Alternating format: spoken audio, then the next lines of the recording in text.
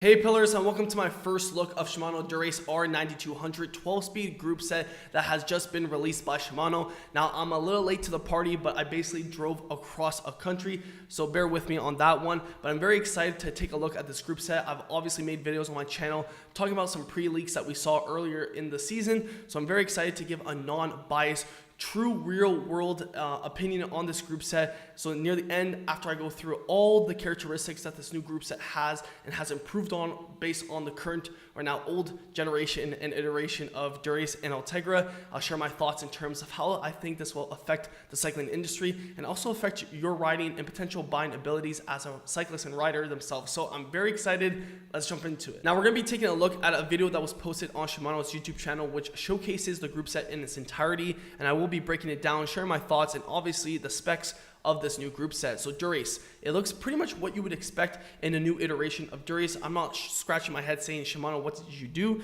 But two things that catch my eye right now is this extended lever and definitely the shape that has changed. And I will get into why that probably happened, along with the choice of rotors that remind me of XCR rotors. Now that's very interesting, but everything else looks pretty much what you would expect with Dura-Ace. Now taking a look at these new Dura-Ace shifters, you can see that it is wireless because we do have an on indicator in terms of the charging status, whether it is charged or not or dying. But you can see that the ergonomics on this shifter has definitely changed. So it is more elongated and this head is a lot chunkier. Now this probably has to do something regarding having more clearance in the pads, so you don't have that tisk noise going on with the disc brakes on long descents. And on top of that, you probably have this extension as well because it is somewhat more comfortable. One thing I found personally really nice when I rode, and these look exactly or very similar or inspired from the SRAM E-Tap shifters, because just the shape totally says SRAM E-Tap. Now it probably does have, I like personally the Shimano shifters. I just find them more ergonomic and more comfortable in my hands, and I felt that the SRAM ones were a lot chunkier. So I'm hoping that this is a balance between both SRAM and obviously old Dura-Ace or Ultegra in terms of ergonomics. But if this does solve the problem in terms of having more pad clearance, and especially on those long descents, then that could definitely make riding a lot more enjoyable on disc. Now, if we continue to watch on, you can see that the buttons have got elongated also. So they're longer shift buttons, which should be more comfortable in terms of shifting. Definitely if bad weather or rainy weather, it should be easier. So that was something that they noted. Now, this is where it gets pretty interesting, and I have a lot of information to share regarding how the system works, you might be asking. And this is kind of what we had in terms of seeing patents being filed and so on and so forth. We have shifters that are totally wireless.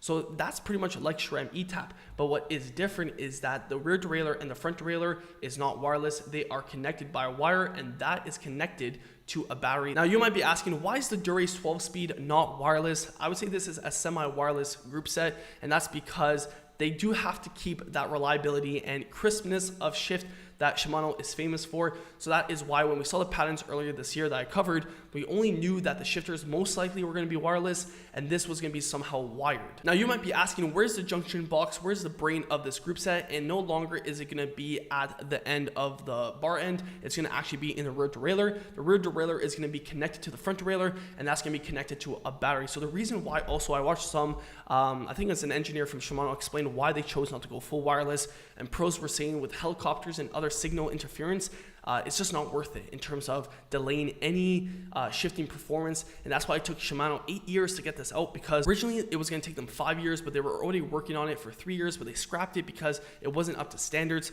So I love the catchphrase that Shimano has, is never sacrifice, and if the product isn't up to standards, at least the standards that you set, it isn't worth releasing it. So I do like the fact that they are, you know, I've ridden both Dura-Ace Ultegra Di2, and I obviously owned an E-Tap bike recently, because the ones in the past, I haven't owned them, I've only tested them. So with that being said, it is important that we note that the shifting between E-Tap and Di2, I would say Di2 is way crispier, way smoother. I would say that E-Tap is pretty much comparable to you know, Dura-Ace mechanical, if that's a fair comparison. I made tons of videos already talking about different group sets, but I was very impressed. I've already seen these patents, so it should be a lot nicer. Now, one thing I don't personally like, but a lot of people do like, is clean integration. They don't like any cables, so this makes it a lot easier not to have to fish anything in terms of wires through, you know, integrated stems. I really don't care. I don't care too much for integration just because it is a headache, and unless you're going to pay a mechanic a lot of money to set up your bike, or if you want to change something now. It just is, a headache. I've worked in shops, I've been a mechanic in the past, and it's never enjoyable working on integrated systems. So it is nice that they're slowly eliminating that in terms of things becoming more wireless. And I think it's more important that it happens at the front end rather than this, because this, in terms of wires, are pretty easy. In terms of everything else, this is pretty standard. The battery will be right where the seat post goes, so that's pretty common. And I'm very impressed the fact that they were able to get the speed, of which we will talk about. The speed has been increased. So if you're wondering about shifting, that's one thing that Shimano, usually when they roll out a group set, they're always trying to make it more efficient. So the shifting in this Dura-Ace is supposed to be an improvement of 45% in the rear and 58% at the front. Now, whether that's true, I always say it depends on how well you clean your bike, maintain your componentry. It's often common when new products are released, you'll always hear faster, stronger, better, lighter, all the keywords that you should hear when a product is launched. So take that, in my opinion, with a grain of salt, but I don't doubt that it is not faster than the previous iterations. Obviously, if you spend 8 years on something, it definitely should be. So taking a look at the rear derailleur, now the head is going to be somewhere here in terms of the brain of the unit where you can plug it in and charge it, from my understanding. So that's very interesting. Hopefully they turn it around. So right here, that opens up. Now we will talk about the chain. The chain is a 12-speed chain from the mountain bike line, and this is where it gets interesting. It has 12 speeds, so we'll talk about why that's so important. So for Dura-Ace, obviously this group set is going to be used for pros, so you're going to be asking yourself, what did they change, or what did they try to really refine? So because it is 12 speed, they want to actually create a better line of sprockets that actually promotes good cadence. So basically what that means is you'll have an 1128 tooth cassette along with an 1130 for the Pro Peloton, and if you're going around 40 kilometers an hour, the cadence is going to be good, because in the midsection you're going to have a 15th, 16th, and 17th tooth sprocket, which is going to be good for cadence. So it's just offering more of a range to actually find a cadence that works with the speed that you're going. So I think that's awesome. Now I am excited to talk about the cranksets as well, so I'm just showing you guys everything here. Now I'm not going to bore you in terms of the materials that used for the cassette for Dura-Ace or Ultegra. All you got to know is that Dura-Ace is going to be lighter and more expensive, but what I do want to touch up on and really highlight is that these cassettes are backwards compatible, meaning if you have an 11 speed free hub, you can use these cassettes, which is obviously good, so you don't have to throw out rims. If you do get this new group set, you can just interchange it, which is nice that Shimano did that. Now taking a look at the front derailleur, this is quite interesting. It does seem a little bit more refined, and one thing I'm not too sure on in terms of what they exactly did, but they said specifically that the chain line and chain efficiency has been increased as well. So you can see right now the shifting should be a lot more straighter. And on the topic of chain line and efficiency, they didn't want to go down the 10th tooth sprocket like SRAM did, just because they find it in their testing not to be the most efficient chain line, which is good to see. That's why they're keeping it with an 11. Now taking a look at the cranksets, the first thing I want to touch up on is that if you want to run a similar setup that pro riders use in Cobble Classics, usually 5440s are only available for the pros, but now you can actually buy it. Now addressing the elephant in the room, Dura-Ace will come with a power meter, a dual-sided power meter. Now I've heard mixed things regarding Shimano and power meters, and that's just because it's very hard to make a dual-sided power meter that's super accurate when you do it like this with string gauges. So I'm not an engineer, so don't come for me in the comments. But even with my dual-sided Giant power meter, I think Giant was one of the first big brands to really put their own power meters stock on bikes. So I haven't done a lot of nitty-gritty detailed testing with that power meter. So it uses similar concepts along with the Shimano one. So it will be interesting to see how accurate this is. But in terms of what I've seen online in terms of Shimano, it's not looking too good, but it does have a power meter, so that's a good value increase. And touching up on that subject, I just love how the cycling industry is moving for more training focus. Everyone should have a power meter in 2021. It's honestly the best improvement that you can make to your cycling performance over wheels, over equipment. Well, you have to have shoes, a jersey, and cycling shoes, and helmet. Maybe I said shoes twice. But you need to have a power meter if you want to go fast, if you want to be strong, because if you don't have any metrics to go off of, you're going to be lost as a cyclist. Going hard is not enough in 2021. But that is looking extremely clean. I do like the look of it. Now taking a closer look at the 12-speed cassette, like I said, this is backwards compatible. So this is the whole group set pretty much in action. And this is where I'm not too much of a fan. Well, I'm just disappointed it took this long for them to realize there was an issue with how much pad clearance there was and the rotors they used. Like I said, I'm not an engineer, but this design in terms of how it works, we saw teams like Jumbo-Visma actually take XTR rotors and just put them on their road bikes, and that's just because of the squealing and ticking noises that you would hear on the descents, and that's just probably because there wasn't enough pad clearance. So I am thinking, just logically, that the shifters got a lot bigger heads because in terms of having more power pistons, they have to have more space. Like I said, I'm not an engineer, but I'm just saying it makes sense that it's finally here, because if pro teams are using it and they're not using stock stuff, that probably means you have something wrong with your equipment. And the fact that, Shimano has addressed it, hopefully that solves the problem going forward. But yeah, it's still a little too soon to say. Now, I have some insanely bad news for everyone that is a true mechanical lover. There is no mechanical version of Dura-Ace or Ultegra, but there is still rim brakes for Dura-Ace. So obviously for Dura-Ace and Ultegra, there will be rim brakes,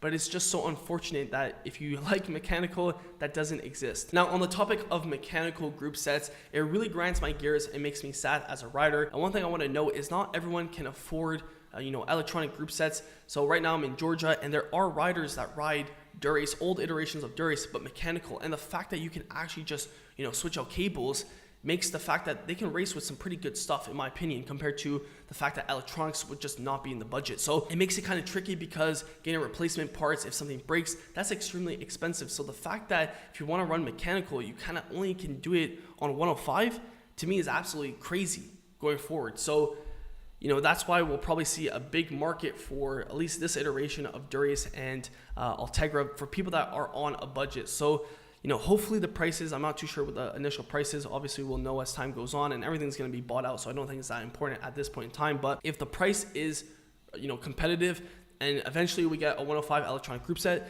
then I'd praise and say this is the best thing to ever happen to cycling if the price is what it is right now for mechanical. But if there is an increase in price for electronic and there isn't an option for mechanical, I think that's kind of bad, just because if you're somewhere remote where cycling isn't popular, or if you just simply don't have the budget, I think you should be able to get Ultegra level performance if you are a racer of that caliber, like a lot of riders here are, and also be able to run mechanical, because you can change it, fix it. You don't really have to order something if something breaks. The thing I always like to highlight on this channel is ease of use and longevity, and the fact that they're only having electronic group sets really makes me upset. But with that being said, I don't want to dwell on it. I'll share my thoughts and just overall rant at the end. So there's 3 rims that they're offering, carbon fiber rims. We have the C60s, C50s, and C36s.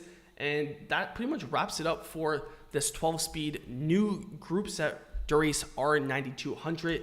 It looks clean. I'm obviously not going to lie and say this group set does not look absolutely dangerously fast. But obviously I'm going to share my honest thoughts and opinions and just criticisms and just where I think the cycling industry is going from. Obviously, this is going to be somewhat of a gold standard. As you can see, I've turned my hat around, so it's time to get to business and get serious regarding this rant. Ever since I saw the patents for the initial iterations of R9200, this new Dura-Ace 12-speed group set, I've wanted to share my thoughts. So I always think it's positive when technology keeps improving. The trickle-down technology effect that Shimano has is going to mean in a couple of years we'll have a really nice 105 as an example. Ultegra will get better as well, and so on and so forth, with Dura-Ace being the gold standard. Now, the one thing I really don't like with this group set is it kind of shows the flaws that the old iteration of the current iteration that most pros are currently still riding on until these group sets get on their new bikes, is that there is a flaw. If you have to put an XTR rotor on your bike, then you definitely didn't have it optimized in terms of the pistons and the distance between the pads. So that kind of grinds my gears, especially with the ergonomic changes. I don't know how comfortable that will be. It took me a while to get used to my ETAP ones. Now, it really upsets me that they would discontinue the mechanical group sets that Dura-Ace and Ultegra usually comes in. And does that mean 105 is to follow suit? Now, I don't have a problem, because if technology is only going to get better and more accessible around the world, then I shouldn't be too worried. And usually things don't break that often, but it's just nice knowing that you can go into a bike shop, any bike shop, ask for a shifter cable, and you're set to go. So if something breaks or something happens or you crash, or usually with electronic stuff, they don't have the best reputation, especially with new iterations always coming out. So with that being said, I won't rant on too much. Obviously, I'm happy that Shimano has released 12 speed. Everything's now at the same playing field. Every group set in terms of Campy, SRAM, and also Shimano has 12 speed, so that's great. And it's just a matter of time until the trickle down effect goes to 105, because I still think that is the best bang for your buck, just because, like I said, if they're just putting XTR rotors along with the changes for the levers, it shows you things were not dialed in. And I don't like being a tester in terms of testing if a system's good or not. So if everyone that had disc brakes that dealt with those things, like I've said, I've worked in a bike shop for multiple years. I've been riding ever since I was basically 15. I'm 23 now.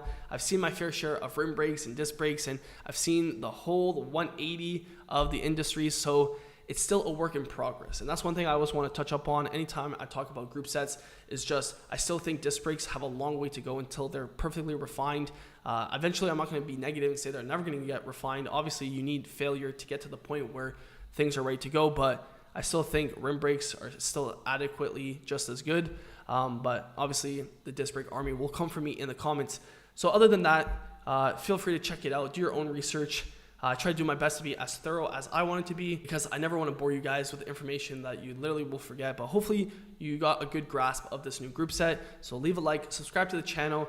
Will we get a bike to test with 12-speed Shimano Dura-Ace? Probably not. Probably not. Like most things on this channel, we'll just have to talk about it, unfortunately, because big companies don't want to reach out yet.